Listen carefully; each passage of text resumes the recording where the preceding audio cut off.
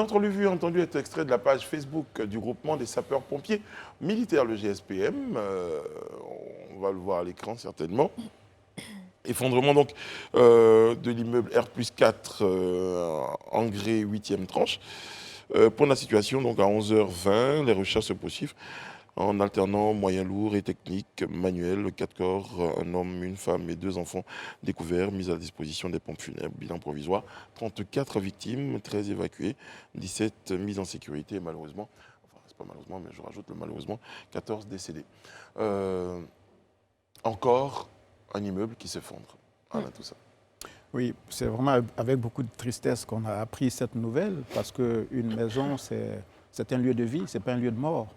Quand on trouve la mort dans son sommeil, comme c'est le cas de ces personnes ou d'autres qui sont atteintes dans leur chair, à la suite de l'effondrement de cet immeuble, encore en l'espace d'une semaine, je crois qu'il va falloir que les autorités politiques, judiciaires et autres prennent les dispositions et que les responsabilités soient établies. Parce que chaque fois, dans la chaîne des nombreuses responsabilités, on se limite toujours à 2-3 maillons de la chaîne et puis on dit, bon, le reste, on verra. Mais là, cette fois-ci, il faut de la clarté. Et je crois que le procureur de la République était sur place ce midi, d'ailleurs, pour constater les dégâts et on espère qu'il y aura une suite judiciaire.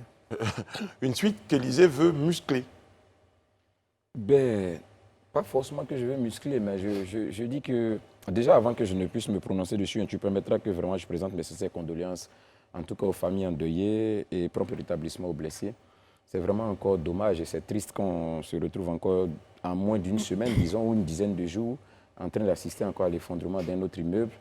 Je crois qu'au-delà des émotions, ça pose vraiment un véritable problème. Totalement. Un véritable problème. Petite parenthèse, Élysée, c'est qu'à la différence de l'autre immeuble qui était en construction, La construction, celui-là, il était habité. celui-là était habité. Oui, il était entièrement habité et vraiment ça pose un véritable problème.